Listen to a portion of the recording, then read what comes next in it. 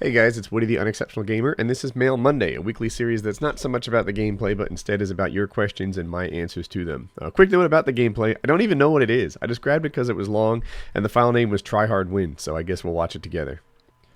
Everyone says these are always sex related. Why do I gotta make it true? Hey Woody, I'm young and I'm worried. I'm worried that I won't last long in bed at all. When I go solo, I last about 1 or 2 minutes. I once had a girl touch me and I finished in 30 seconds. How can I fix this? Please, Woody, help. Quick note, you may have noticed it looked different than my other messages. That's because I rewrote it. It was a little crude in his version of it, and I tried to keep the spirit of it, but make it more professional. Let's get to our answer. First off, I once had a girl touch me, but I lasted 30 seconds. That's not entirely bad. If it's one of those acts that's not mutual pleasure, then finishing quickly is kind of a good thing, right? That is a strong characteristic for you. Nobody wants, well, most people don't want to, have a partner that lasts forever and ever and ever. Instead, they're much more interested in getting that partner to achieve what they're trying to achieve, and then finish up, right? That they're not looking to go and work at them for 40 minutes or so. On the other hand, if it's one of those mutually pleasurable acts like regular sex or something like that, then lasting more than 30 seconds is a good thing. So the key thing, and this is why I picked it, because one of my issues, I ran out of bullets. One of my issues is this teen pregnancy thing. I often pick messages every couple weeks to cover it. One of the things that will make you last longer is a condom, right? Aside from the other benefits of protecting you from disease and pregnancy, a condom, it kind of, just the act of putting it on can break the stride a little bit, which is actually a good thing. The wearing it reduces sensitivity a little bit, which can add to your, I guess I'll call it, durability. So condoms are outstanding for young sex because young sex, wow, that sounded kind of bad, but for guys just getting started in this world, because they reduce your sensitivity a touch and help you keep going. So that's my number one advice. And then the other stuff, if you watch my Mail Mondays, before, things like taking your mind off the task at hand will help you last longer, and putting your mind on the task at hand can help you finish faster. So I hope that helps. Hey Woody, I was just wondering, how do you become a good boyfriend? I've seen a lot of videos and advice on how to get a girlfriend, and I really like this girl, and I think that she could possibly be my first girlfriend. But the thing is, I'm 16, I have no prior dating experience, so how do you be a good boyfriend? Please respond back in any way, regardless if it's not Mail Monday. That's a good question. One, I hope you're not setting yourself up for defeat, right? Like, it's a numbers game, this getting a girlfriend thing. And you seem to set your number at 1, which lowers your odds of success. But assuming that you get the girl that you want and it's time to become a boyfriend, let's talk about what a good one is. A lot of being a good boyfriend is a lot like being a good regular friend, right? One of the core things is this: be on her side, right? That encompasses a lot of stuff. It means not letting your friends pick on her. It means being nice to her friends. It means being nice to her little sister, if that's what is what she has.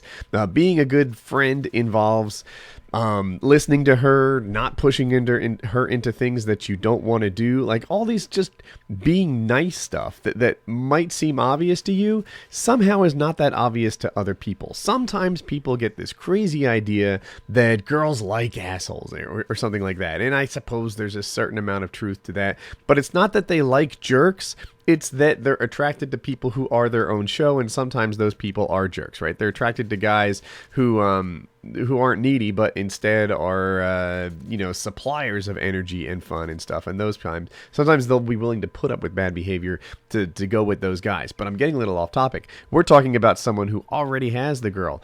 And for that, be nice to her. Be nice to her family. Don't push her into things that she doesn't want to do. It doesn't mean be her bitch, right? That is a different thing, right? Being nice to her and taking her shopping to buy stuff, being nice to her and, doing things that you don't want to do are not the same thing, right? That's entirely different.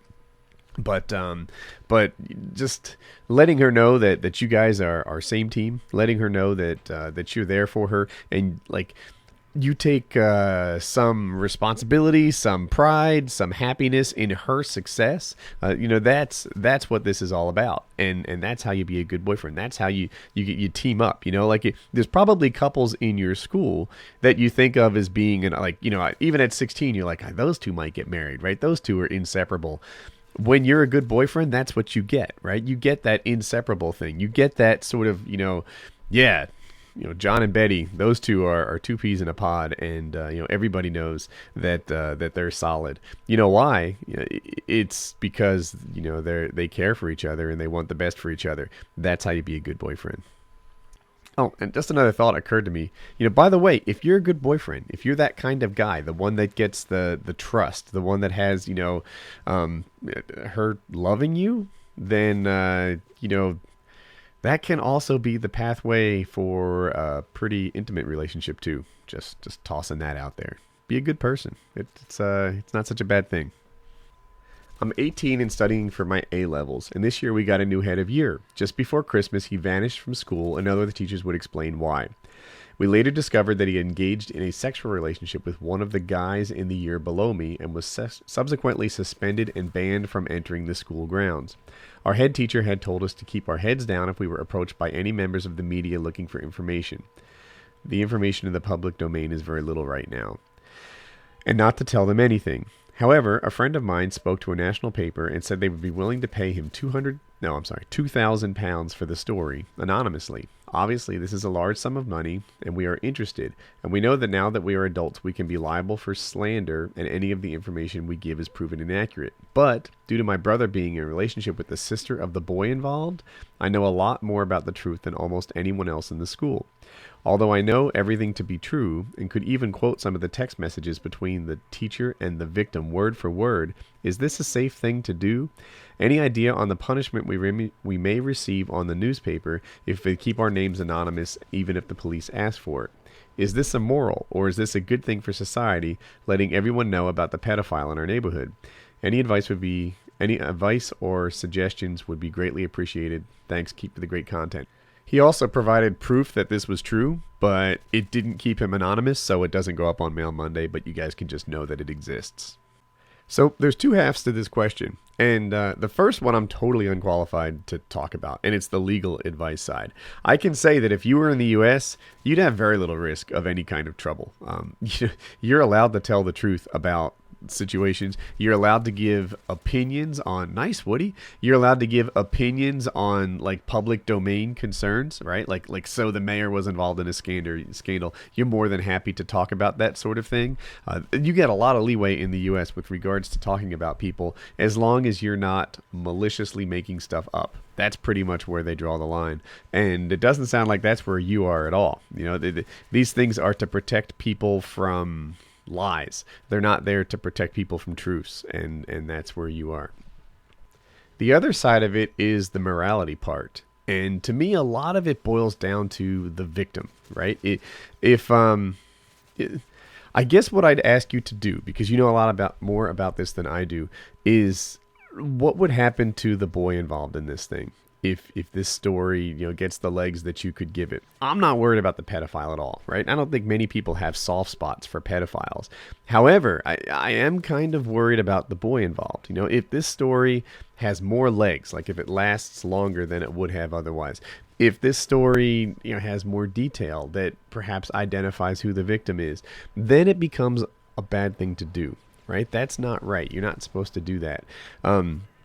So that, I think, is what you need to wrap your head around when you make your decision on whether or not to do this. £2,000 is good money, but it's not life-changing money. This is money that's going to be gone long before the impact on the lives involved is gone, right? That kid, the pedophile's victim, is going to have this burning in his head for a long, long time, right? He might not even be gay. He might have just been seduced or tricked or whatever into having sex with a grown man, and think about the impact that will have on him for a long time. The pedophile himself, I don't really care if you ruin his life, right? He's done his thing. He gets what he deserves.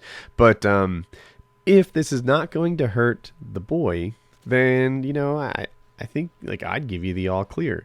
If this is going to hurt the guy, if this is going to hurt the pedophile's victim and just bring this back into the forefront, whoa, Woody, then I would, I would have concerns about it. So that's your task. Ask yourself who gets hurt if you tell your story, and if it's the wrong guy getting hurt, then keep it to yourself. If it's nobody or the right guy getting hurt, then tell your story, and best of luck to you. In the interest of time, I'm going to summarize this one. Okay, our band went to Texas on a trip, and it all went as planned until something amazing happened on the bus ride home. There was this girl who I like sitting in front of me on the bus by herself. Flirting led to touching her leg, which eventually led to touching her downstairs, and he felt really excited for the rest of the night. The next day, he asked her out, and she said she wanted to get to know me better first. And I understood that, but it seemed like what happened meant nothing to her. Advice on how to proceed doesn't have to be on Mail Monday, but please answer. My guess is she wants to get to know you better because she's seen your player side, but she hasn't seen the good side of you. So, I think it's as simple as show her the wonderful version of you, and she's already fallen, I guess, for the player version of you, and you'll be set, right? Show her how great a guy you can be. And I know that sounds simplified, right? But no, she just wants to like you as a person, and she's already just about said yes to this thing. So be nice to her, spend some attention toward her, and you're gonna have a good thing. So best of luck to you, man. If you like the video and you're new around here, you can click on subscribe in the top right. If you like it and you're not new, you can just click like. 2 videos you may have missed. The top one is Game Battles with T. Martin. It turned out really well. I thought it was pretty cool, so you can click that, and it's a dramatic game. The bottom one is a PAX vlog, where I talk about my last weekend. I went to PAX, met all these other YouTubers. There's possible fight stuff in there. I talk about that. So enjoy the videos and have a good day.